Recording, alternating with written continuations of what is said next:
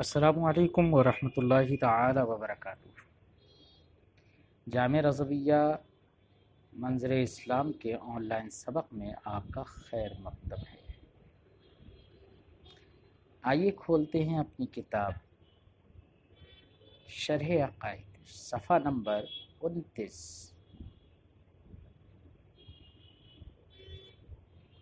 مصنف کی پہلے کچھ عبارت پڑھتے ہیں اور اس کے بعد اس کا مطلب سمجھتے ہیں۔ تو شروع کرتے ہیں۔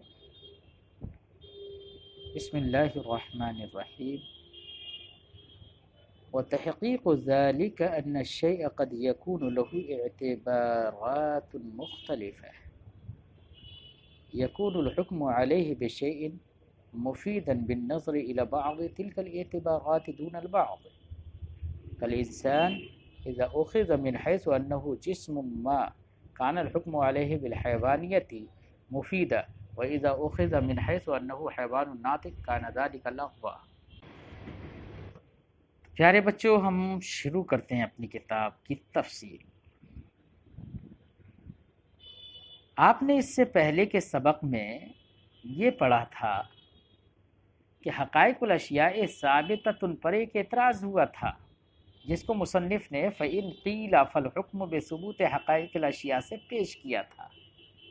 اعتراض کا خلاصہ یہ تھا کہ حقائق بھی، حقائق الاشیاء وہ بھی حق یحق سے حقیقت ہے، وہ بھی بے معنی ثابتہ ہے، اور ثابتۃ یہ بھی بے معنی، تو تحقق ہو یا ثبوت ہو سب ایک ہی معنی میں۔ تو حقائق الاشیاء ثابتۃ کا معنی گویا کہ ہو جائے گا الاشیاء الثابتہ ثابتۃ، یا یہ کہہ لو الامور الثابتہ ثابتۃ، یہ معنی ہو جائے گا، بالکل اسی طریقے سے ہو جائے گا۔ تو یہاں پر موضوع محمول دونوں متغیر نہیں ہو پائے، لہذا یہ حمل درست نہیں ہے، یہ اعتراض ہوا تھا۔ جواب کا خلاصہ، جواب بھی دیا تھا، جواب کا خلاصہ یہ ہوا کہ مصنف نے کہا تھا کہ یہاں پر موضوع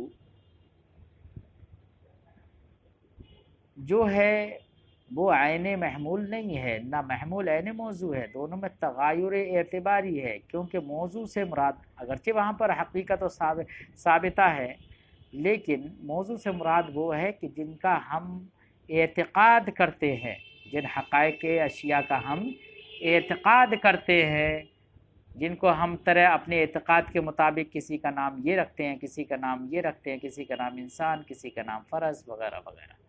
تو موضوع ہمارے اعتقاد کے لحاظ سے ہے، اور محمول ثابتتن جو ہے وہ نفس الامر کے اعتبار سے ہے کہ جو ہمارے اعتقاد کے لحاظ سے جن چیزوں کی حقیقت کا ہم اعتقاد رکھتے ہیں وہ نفس الامر میں بھی ثابت ہیں، اس لحاظ سے موضوع بالنسبت الی الاعتقاد ہے اور محمول بالنسبت الی نفس الامر ہے، اس لحاظ سے موضوع اور محمول کے درمیان تغایر ہو گیا، فرق ہو گیا، لہذا حمل درست ہے۔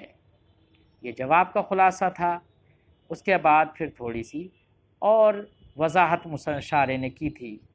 آج یہاں پر اسی سوال اور جواب اور اسی اعتراض و جواب کو لے کر ایک تحقیق پیش کرتے ہیں کہ مصنف شارح نے جو جواب دیا ہے اس جواب کی تائید میں اپنی یہ تحقیق پیش کرتے ہیں کہ دیکھو ہم نے جو جواب دیا ہے نا کہ اعتباری فرق ہے موضوع محمول میں،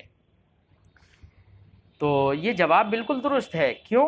اس لیے کہ کوئی بھی شے ہم اٹھا کر دیکھ لیں، کوئی بھی شے لے لیں تو ہر شے کے مختلف اعتبارات ہوتے ہیں۔ اگر ایک شے کے مثلاً دو اعتبار ہیں، تھوڑی دیر کے لیے مان لیں دو اعتبار ہیں، تو کسی ایک اعتبار سے حکم لگانا اسی شے پر درست ہو جاتا ہے اور دوسرے اعتبار سے حکم لگانا درست نہیں ہو پاتا ہے۔ تو جس اعتبار سے حکم لگانا درست ہو جائے تو وہاں پر حمل درست ہے، اور جس اعتبار سے حکم لگانا درست نہ ہو وہاں پر کلام لغو ہو جاتا ہے۔ تو ایسے ہی بالکل ہمارے کو حقائق الاشیاء ثابتۃ میں جو ہم نے جواب دیا ہے اعتراض کا، وہ بھی بالکل ایسا ہی ہے۔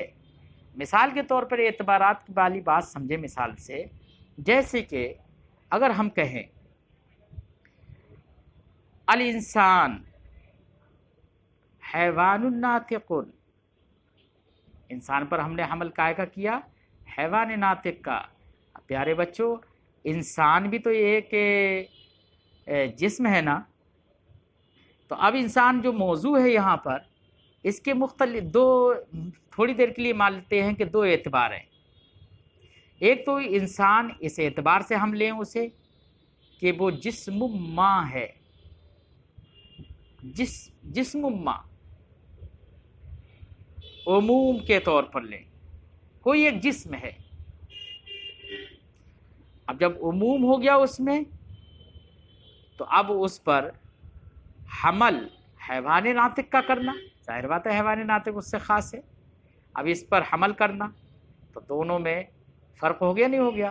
کہ اگر انسان کو ہم جسم ماں کی حیثیت سے لیں، جسم ماں کے اعتبار سے لیں، تو اس میں عموم ہے، اور پھر اس پر حمل ہم حیوان الناطق کا کریں، تو الحیوان الناطق کا حمل یہ، یا حیوان ناطق کا حمل یہ محمول جو ہو گیا اس کے بنسبت خاص ہو گیا۔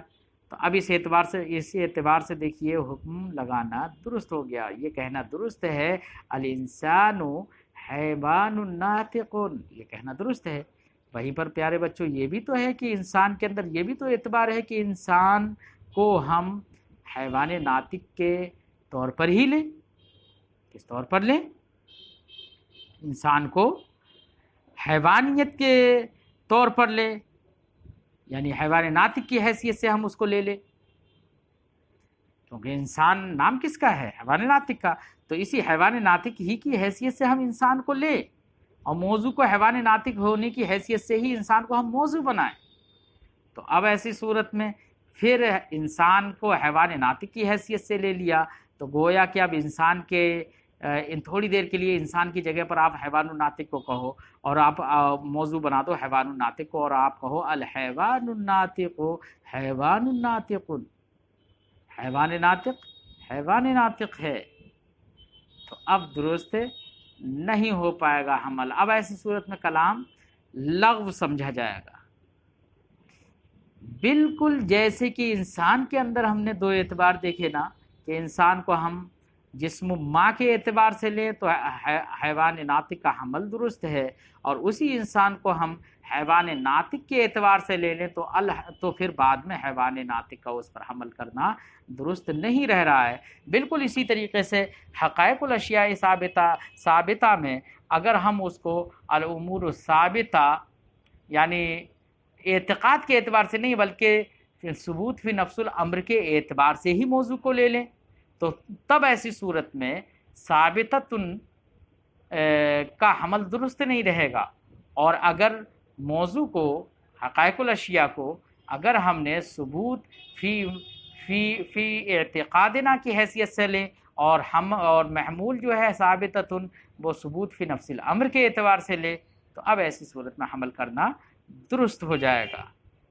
پیارے بچوں، ماقبل میں جو جواب صاحب شرح نے دیا، اپنی تحقیق سے اس جواب کی تائید پیش کرتے ہیں، اس کی مضبوطی بیان کرتے ہیں۔ فرماتے ہیں وَتَحْقِيقُ ذَلِكَ، اس کی تحقیق اور اس کی سچائی یہ ہے ان الشیء قد یکون لہ اعتبارات مختلفہ، کہ ایک شے کے کبھی کبھی مختلف اعتبارات ہوتے ہیں، الگ الگ اعتبارات ہوتے ہیں۔ یکون الحکم علیہ بالشیء مفیدا بالنظر الی بعض تلک الاعتبارات، کہ اس شے پر کسی شے کا حکم لگانا بعض اعتبارات کی طرف نظر کرتے ہوئے مفید ہو جاتا ہے، دون البعض، اور بعض اعتبارات کی طرف نظر کرتے ہوئے حکم لگانا درست اور مفید نہیں ہوتا ہے۔ کل انسان، جیسے کہ انسان، اذا اخذ من حیث انہ جسم ما، جب انسان کو اس حیثیت سے لیا جائے کہ وہ جسم ما ہے،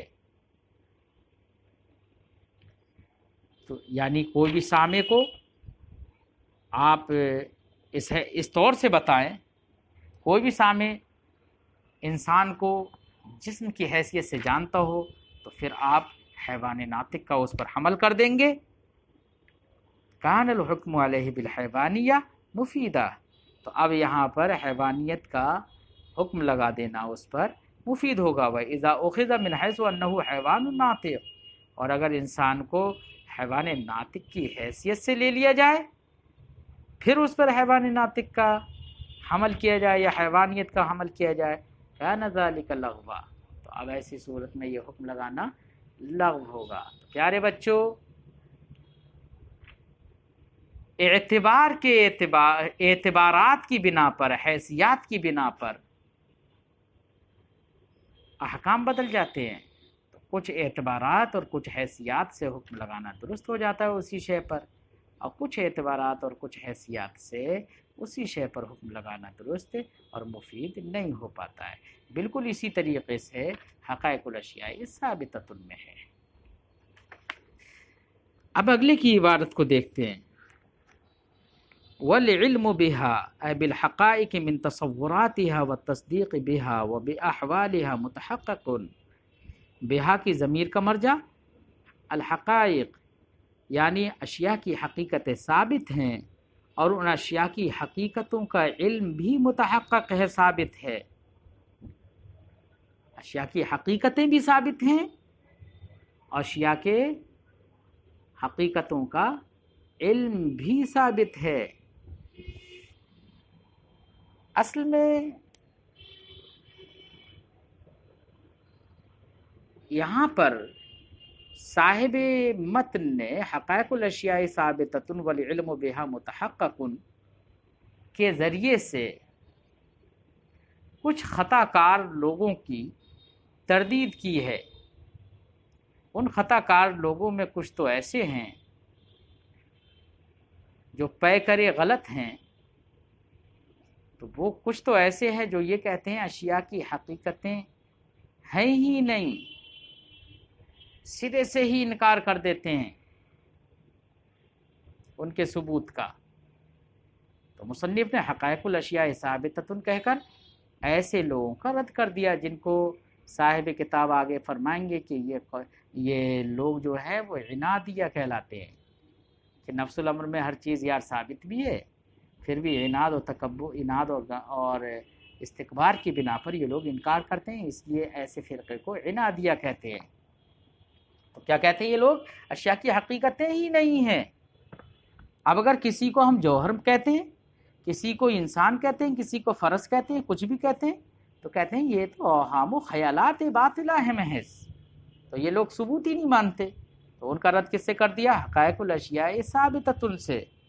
और एक गिरोह ऐसा भी है जो हकीकतें मानता तो है, हकीकतों का सबूत मानता है, लेकिन सबूत किस एतबार से मानता है? हमारे एतिक़ाद के ताबे बनाता है। वो कहता है कि हमारे नफ्सुल अम्र में अशिया की हकीकतों का सबूत जो है वो हमारे एतिक़ादात के ताबे है।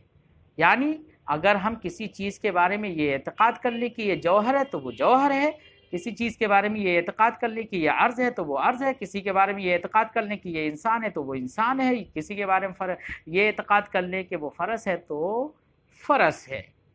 तो ये लोग अशिया की हकीकतों के सबूत हमारे एतिक़ाद के ताबे मानते हैं। ये लोग क्या कहलाते हैं? इंदिया।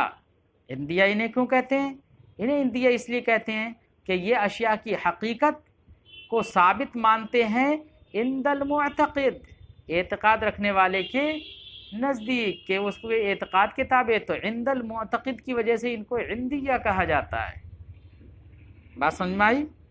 और कुछ ऐसे पैकरे ख़ता और पैकरे गलत कुछ लोग ऐसे भी हैं जो अशिया के सबूत और आदम सबूत के इल्म का इनकार करते हैं।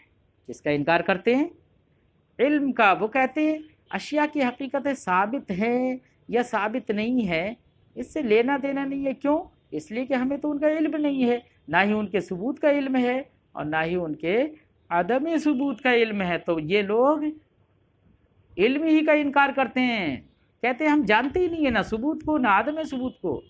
जब दोनों को नहीं जानते हैं तो इसीलिए इनको क्या कहा जाता है? हर बार में इनसे कहो क्या ये आग जला रही है? पता नहीं, नहीं जानते, लादरी मैं नहीं जानता कहेंगे। نہیں جلا رہی ہے، یہ بھی نہیں پتا کہ نہیں جلا رہی ہے، تو اس میں بھی کیا کہیں گے؟ لا ادری. اس لیے اس گروہ کو کیا کہہ دیا جاتا ہے؟ لا ادریہ. پیارے بچوں، ایسے پیکرے غلط جن کو عربی زبان میں سوفسطائیہ کہا جاتا ہے، ایسے غلطی کرنے والے ایسے خطا کار گروہ کو سوفسطائیہ کہا جاتا ہے. سوفسطائیہ کے کتنے گروہ ہیں؟ انادیہ، اندیہ اور لا ادریہ. صاحب کتاب حقائق الاشیاء ثابتۃ والعلم بها متحقق سے انہی سوفسطائیہ کے تینوں گروہ کی تردید کرنا چاہتے ہیں. اسی لیے مصنف فرماتے ہیں کہ اشیاء کی حقیقت ثابت ہیں اور ان حقیقتوں کا علم بھی متحقق ہے. اب علم کبھی ایسا ہوتا ہے کہ حقیقت بغیر کسی حکم کے ہو تو وہ اس کا علم تصور ہوگا، اور کبھی یہ ہوتا ہے کہ تصدیق ہو، حکم کے ساتھ ہو، تو وہ اس کا علم کیا ہوگا؟ تصدیق ہوگا. تو اشیاء کی حقیقتوں کا علم من تصوراتها، یعنی ان کے تصورات کا علم اور ان کے تصدیقات کا علم، و باحوالها، اور ان حقائق کے احوال کا علم، متحقق، کیا ہے؟ متحقق ہے، ثابت ہے. اس پر کچھ لوگوں نے ایک بات کہی ہے کہ والعلم بها متحقق، جو مصنف نے کہا ہے یہاں پر بہتر یہ ہے کہ العلم بها، ہا ضمیر کا مرجع ہے حقائق، تو مانا ہوگا اشیاء کی حقیقتوں کا علم ثابت ہے. تو کیا دنیا میں جتنی حقیقتیں ہیں کیا سب کا علم آپ کو ہے؟ نہیں ہے نا، نہیں ہے، اور کوئی جان بھی نہیں سکتا. انسان کے بس کی بات میں تو نہیں ہے کہ وہ ساری چیزوں کا علم اسے حاصل ہو جائے.